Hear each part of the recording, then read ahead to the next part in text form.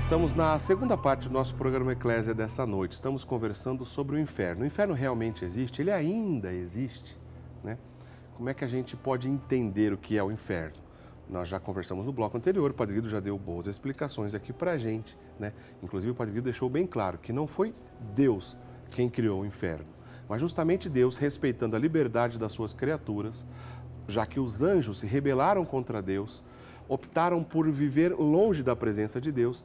Essa desobediência dos anjos, como consequência, passou a existir esse estado, né? A gente fala lugar, mas é melhor pensar como estado, aonde os condenados a essa ausência de Deus eternamente estão concentrados. Portanto, esse lugar é o inferno, né?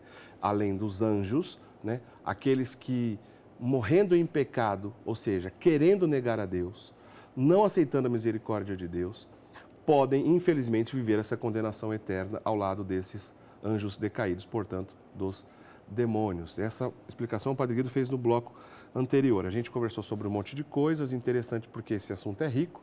Eu fiz uma pergunta para o Padre Guido no bloco anterior, que ele vai responder agora. A gente ouve falar de caso de possessão, né? O senhor já explica para a gente um pouco melhor o que significa quando uma pessoa foi possuída pelo demônio. Não é uma coisa que acontece em cada esquina, mas também não se trata de lenda ou coisas que aconteciam na Idade Média e hoje não acontecem mais. Acontece, porém, como eu disse, é um caso raro. A igreja pode designar um sacerdote, inclusive, para investigar e, quem sabe, aplicar a oração necessária para isso, que é o exorcismo, que somente o bispo pode autorizar um sacerdote para fazer essa oração. Portanto, não é uma coisa que acontece em cada esquina. Mas, Padre Guido, quando uma pessoa é possuída pelo demônio, significa dizer que aquela pessoa está condenada ao inferno? Não. Merece uma bela resposta à sua pergunta. Em primeiro lugar, Diácono Eric, o poder do demônio, que, volto a repetir, alimenta um grande ódio para Deus, se manifesta em 4 maneiras. Uma é a comum que não poupou nem o mesmo Jesus, a tentação. Porém, a tentação não é pecado. Se torna pecado quando eu dou a minha adesão àquela tentação. Infestação, uma presença sutil do demônio que pode manifestar-se numa pessoa, num ambiente, numa casa, num animal, etc. Possessão, quando o demônio penetra no corpo de uma pessoa, não na alma, não na vontade de uma pessoa. Deus permite que o demônio faça isso, seja para purificar aquela pessoa, como também para mostrar mais uma vez o poder limitado do mesmo demônio. E uma quarta forma também de presença do demônio, muito mais agressiva, é chamada de obsessão demoníaca. São maneiras de ação do demônio que, ao mesmo tempo, não vinculam a pessoa humana. Nem uma tentação, nem uma possessão, nem uma infestação, e menos ainda uma obsessão, significa que a pessoa humana é vítima do demônio. Não. O demônio não pode agir fazendo nada contra a vontade ou sobre a vontade da pessoa humana. Portanto, tivemos tantos casos de pessoas possuídas pelo demônio, e que hoje são santas. Não que uma pessoa possuída significa que vai para o inferno, de jeito nenhum. Certo? É uma provação. Quantos santos, Gemma Galgani, italiano, Padre Pio, por exemplo, Santo João Maria Vianney, Santo Cura d'Ars, Santo João Bosco e tantos outros. Sofreram fortes perseguições do demônio, Exato. De maneira extraordinária. Até de uma maneira extraordinária, até de verdadeira obsessão, né? E hoje são colocados sobre os altares como santos, porque resistiram, mesmo sofrendo, mas resistiram e ganharam a vitória. Interessante. Então, para deixar bem claro, a tentação é uma maneira ordinária da ação do demônio. Agora, a possessão é uma das maneiras extraordinárias. Né? Então, em linhas gerais, Padre Guido, é correto a gente pensar que existe um equilíbrio? Quer dizer, nem todos os casos de suspeita de possessão se confirma que é possessão, mas isso não significa também que ela não existe. Exato. Muito bem. O que vale é o discernimento do sacerdote, o equilíbrio que o sacerdote deve dar, a prudência, a prudência, o entendimento também com a medicina.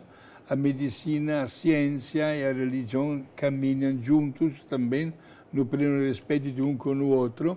Isto é, não vamos pensar, como você deixou escapar uma frase aí no outro bloco, que a possessão se encontra a cada esquina da estrada. Para aí, não é bem assim. A igreja é muito prudente e deu bispo o ministro ordinário, né, do exorcismo, né? O bispo pode delegar um sacerdote da sua diocese para este ministério, certo? Mas alguém poderia dizer, padre, mas nós leigos, diante, digamos assim, da posse do demônio, desta presença do demônio, não podemos fazer nada. Não, minha gente, podemos fazer muita coisa. A oração para evitar isso, a oração de exorcismo, todos nós podemos fazê-los. Olha, todos têm no computador em casa, podem botar no Google, podem digitar a oração de exorcismo do Papa Leão XIII, por que também é conhecido, né? Pequeno Exorcismo de Leão XIII. Perfeito. É uma oração que se dirige a São Miguel, especialmente. São Miguel, exato, arcanjo. E todos nós temos a máxima liberdade de rezar, de ensinar esta oração, de transmitir esta oração, né? de ensinar também para as nossas crianças. Meus amigos, quanto mais se reza, mais o demônio fica longe de nós.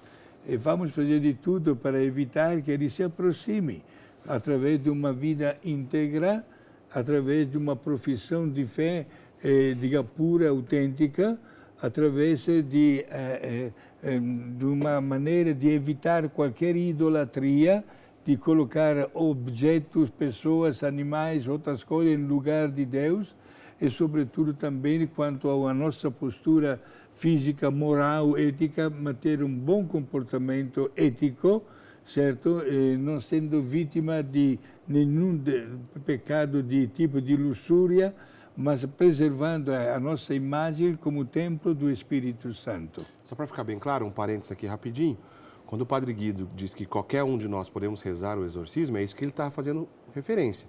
Um exorcismo, obviamente, como o Pequeno Exorcismo de Leão XIII, que é uma oração dedicada, especialmente dirigida a São Miguel Arcanjo, de maneira particular, em casa, pela nossa família, pela conversão de um ateu, por exemplo, isso é possível, né? O que não é possível é o exorcismo solene, onde a pessoa vai interpelar direto os demônios. Nesse caso, somente o sacerdote, que foi autorizado pelo bispo. Esse sim pode fazer o chamado exorcismo solene, somente um sacerdote autorizado pelo bispo, tá certo? Só para ficar essa pequena diferença.